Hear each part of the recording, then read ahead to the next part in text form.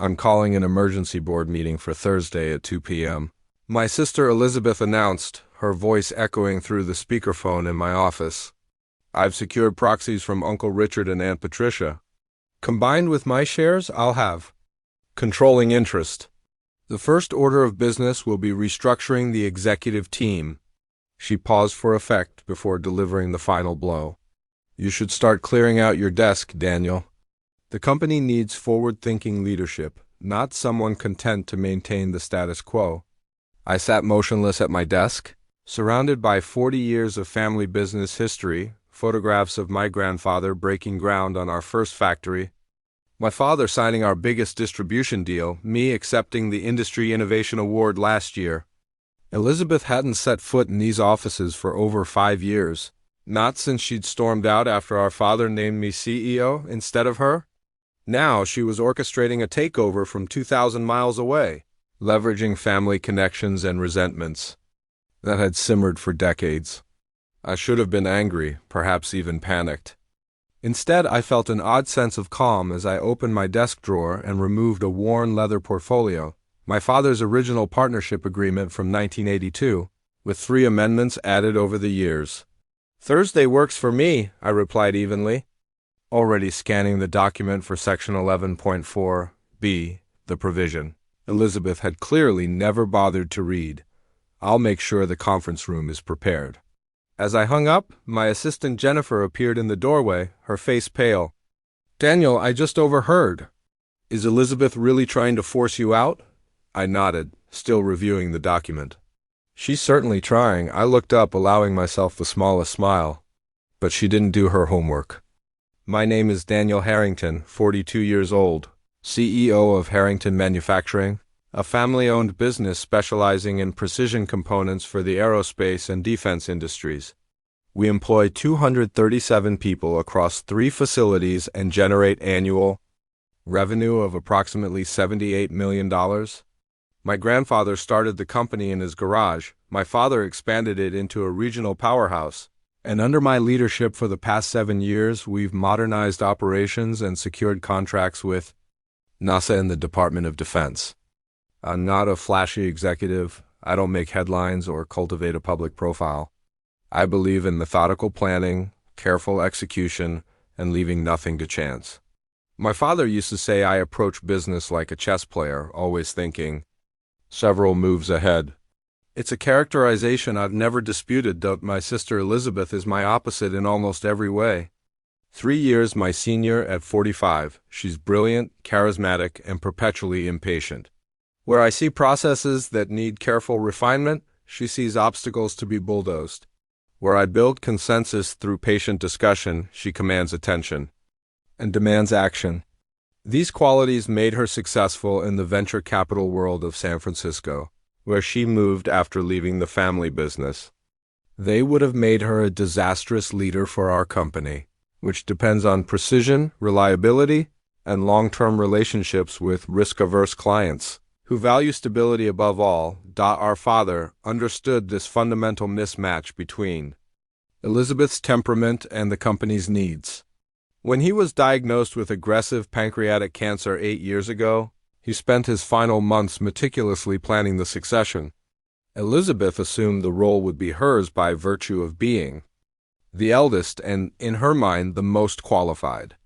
She'd worked at the company for 10 years in sales and business development, generating impressive results but also leaving behind burned bridges and chaotic processes that others had to repair after her departures when Dad announced his decision to name me CEO, with Elizabeth offered a position on the board and leadership of our then nascent innovation division.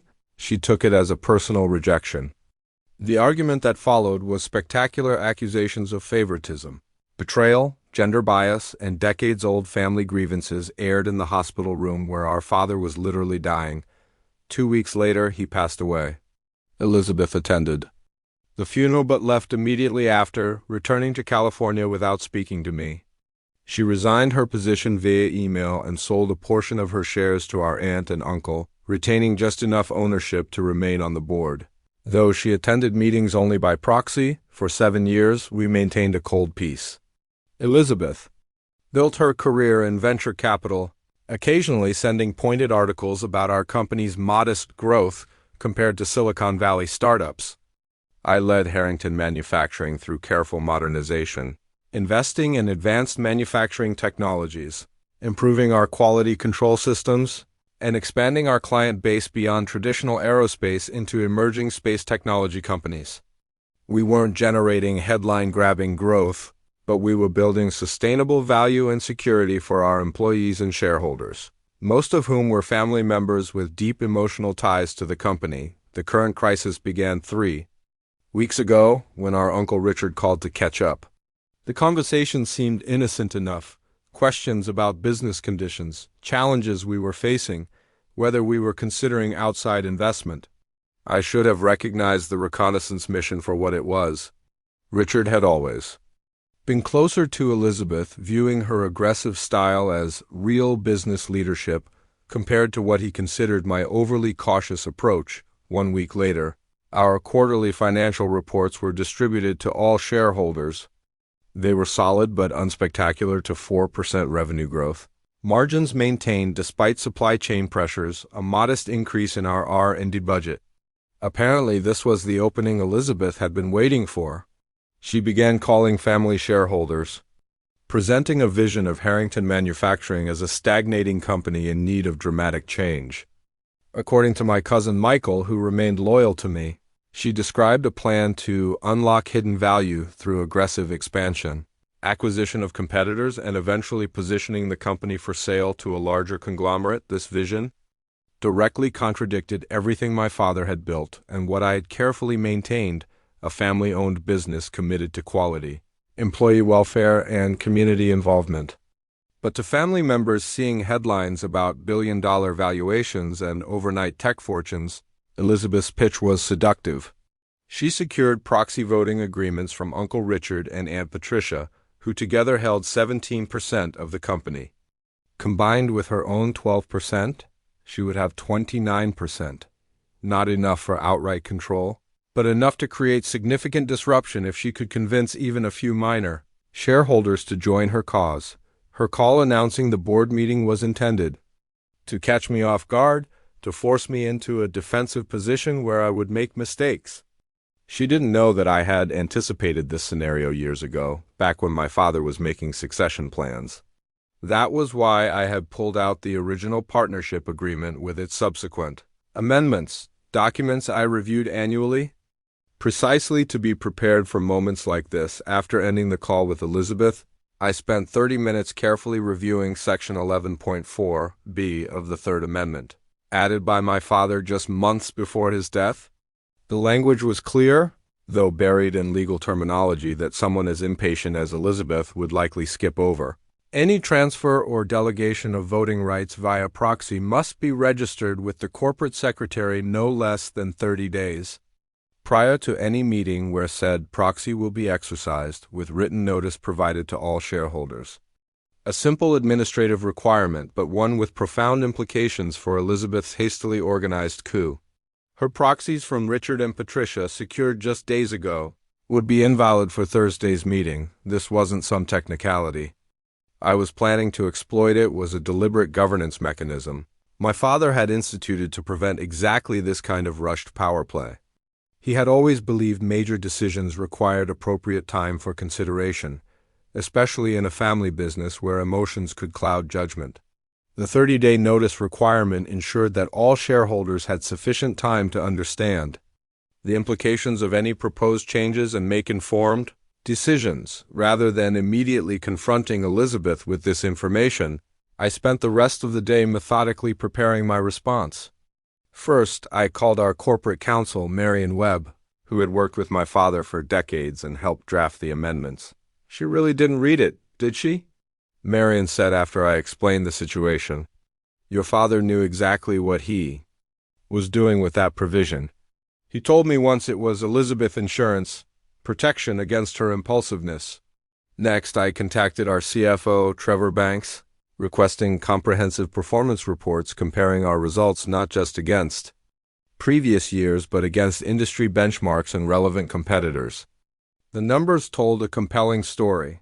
While we hadn't achieved explosive growth, We had outperformed industry averages consistently, increased employee retention in a challenging labor market, and built a cash reserve that would allow us to weather economic downturns without layoffs.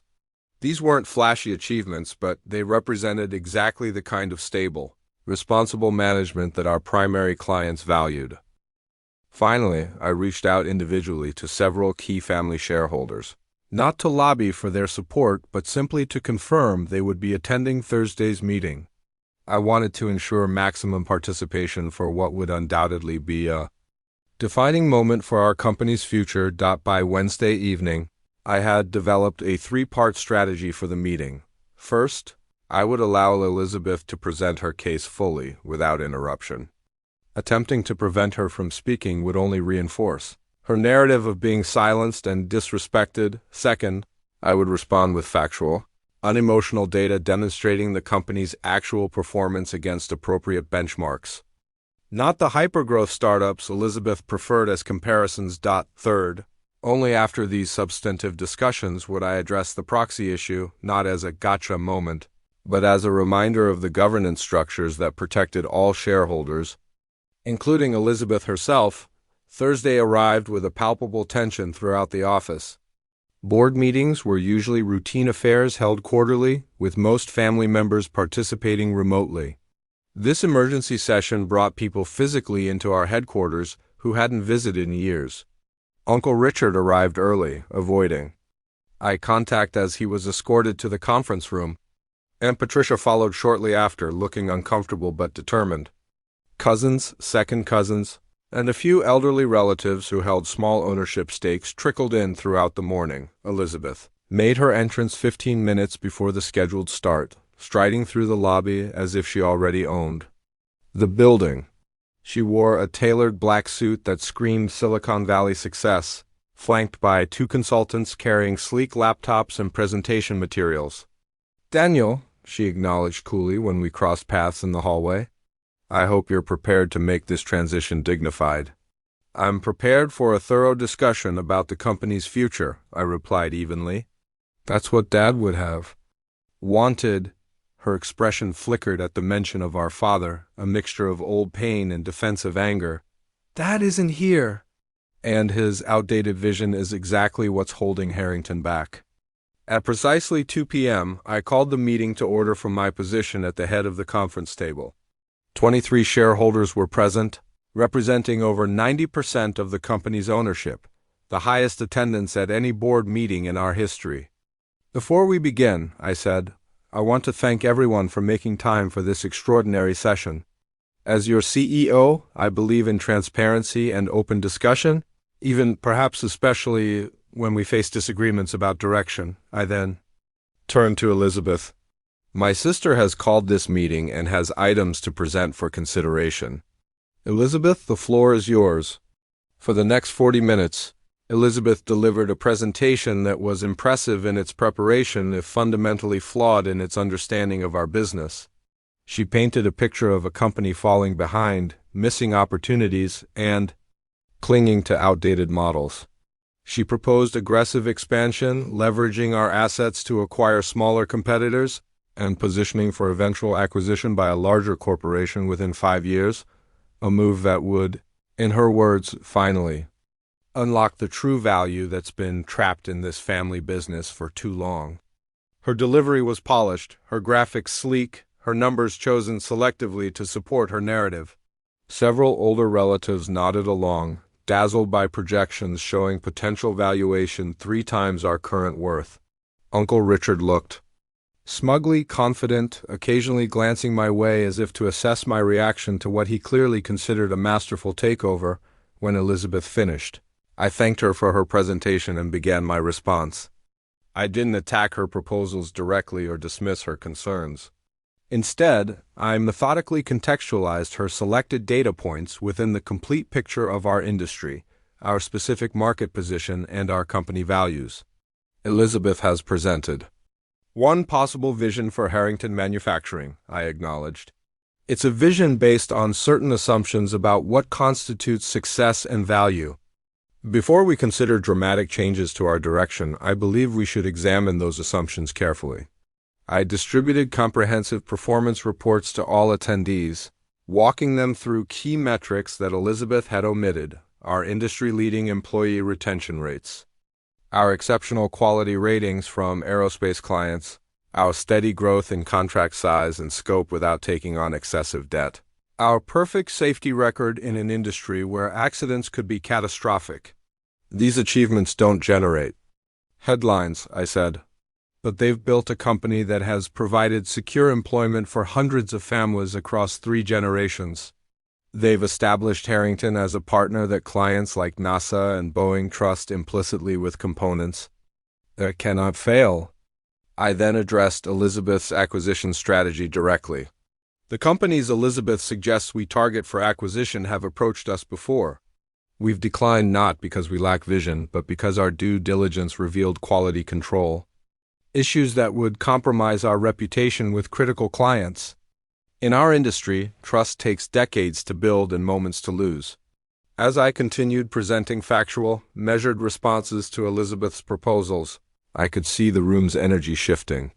The initial excitement about dramatic transformation was giving way to thoughtful consideration of what we might risk losing in the process. Even Uncle Richard's confident expression had faltered slightly as he reviewed the comprehensive data I'd provided. After completing my substantive response, I turned to the final element of my strategy. Before we proceed to any voting, I said, calmly, I need to address a procedural matter.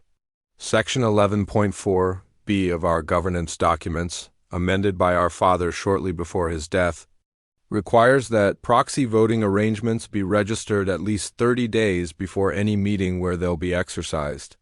I slid copies of the relevant section to Elizabeth, Uncle Richard, and Aunt Patricia. As these proxy arrangements were established less than a week ago, according to Elizabeth's own statement, they cannot be exercised at today's meeting under our existing governance rules. The room fell silent as the implications settled in. Elizabeth's face flushed with anger as she scanned the document. This is exactly the kind of bureaucratic obstruction I'm talking about, she finally said, her voice tight with controlled fury. Hiding behind paperwork instead of competing on ideas. It's not bureaucracy, Elizabeth, I replied evenly. It's governance. Dad put these provisions in place precisely to ensure that major decisions about the company's future wouldn't be made hastily or without full consideration by all stakeholders. He believed that protecting this company meant protecting it sometimes from ourselves, from our impulses, our emotions, our individual ambitions. Uncle Richard cleared his throat uncomfortably. Is this true, Marion? He asked our corporate counsel. These proxies can't be used today? That's correct, Marion confirmed. The provision is quite clear. It was added specifically to ensure that significant changes in voting control would be transparent to all shareholders with adequate notice. Elizabeth's consultants were already packing their materials, recognizing that the carefully orchestrated takeover had hit an insurmountable procedural roadblock. But I wasn't interested in simply blocking her move and continuing as if nothing had happened. The concerns she'd raised, even if exaggerated, deserved serious consideration. I propose the following, I said, addressing the entire room but looking directly at Elizabeth. We will schedule a proper board meeting for 35 days from now. In the intervening period, I will form a strategic review committee including both current management and representatives selected by Elizabeth to examine opportunities for responsible growth and innovation. This committee will present recommendations that balance expansion opportunities with our core values and commitments to existing clients and employees. I turned to Elizabeth. Your business acumen and vision could be tremendous assets to this company, but not through hostile takeover. Through collaboration. That's what Dad tried to create with the innovation division he offered you, a space where your strengths could complement the stability that our clients depend on. For a moment, I thought she might simply walk out. Then, surprisingly, she nodded once. Fine, committee, presentations, proper meeting. We'll do it your way for now. But this company needs to evolve, Daniel. That's not going away. I've never disagreed with that, I replied. Only with how we get there.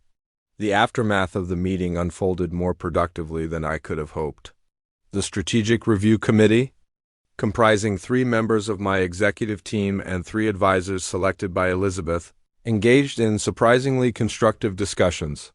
Without the pressure of an immediate takeover attempt, Elizabeth's ideas could be evaluated on their merits rather than as threats, and several showed genuine promise when modified to align with our quality standards and client expectations. By the time the official board meeting arrived 35 days later, we had developed a comprehensive strategic plan that incorporated elements of Elizabeth's growth vision while preserving our core identity and values. The plan received unanimous approval from the board, including Richard and Patricia, who, once their initial alignment with Elizabeth had cooled, admitted they had been swept up in promises of quick returns without fully considering the implications. Most surprisingly, the process led to a reconciliation I hadn't thought possible. During a late committee session 2 weeks after the failed takeover, Elizabeth and I found ourselves alone in the conference room, reviewing market analysis reports. "You know," she said without looking up, "Dad told me why he chose you." The day before he announced it, I set down my pen, waiting. "He said I would build an impressive company, but you would preserve an important one." She finally met my eyes. I was too angry to understand what he meant at the time. "And now?" I asked. "Now, I think we were both right about certain things and both wrong about others." She hesitated. "I still believe we need to be more aggressive in some areas. But I've spent the last few weeks talking to employees and clients I never bothered with before. I understand better what they value about Harrington." That conversation led to an unexpected resolution. Elizabeth accepted a newly created position as Chief Innovation Officer, relocating back to our headquarters to lead targeted expansion initiatives while I continued as CEO managing overall operations. Our complementary strengths, once a source of conflict, became a competitive advantage when properly channeled. 6 months after the attempted takeover, we secured the largest contract in company history, a precision components project for a next-generation satellite system. The contract came through a relationship Elizabeth developed, but was won because of the quality reputation my leadership had maintained. My sister tried to take the family business, but she didn't read the fine print. That administrative detail, the 30-day proxy notification requirement, provided the breathing room needed to transform a potential disaster into an opportunity for genuine improvement. Sometimes victory comes not from defeating an opponent, but from finding a better game altogether. One where complementary strengths create something stronger than either party could build alone. The real fine print, it turned out, wasn't just in the governance documents. It was in our father's vision for the company, a vision that, properly understood, had room for both stability and innovation, both preservation and growth. Elizabeth and I each had read only the parts that confirmed our preconceptions. Only by stepping back and reading the complete text could we honor what he had truly built and what he hoped it would become. At the 1-year anniversary of Elizabeth's return, we held a family dinner at my house. Uncle Richard raised his glass in a toast to the Harrington siblings, proof that sometimes the fine print isn't meant to trap you, but to give you time to actually read the whole damn document. Elizabeth laughed and added her own toast. "And to Dad, who somehow managed to parent us both from beyond the grave with a legal footnote."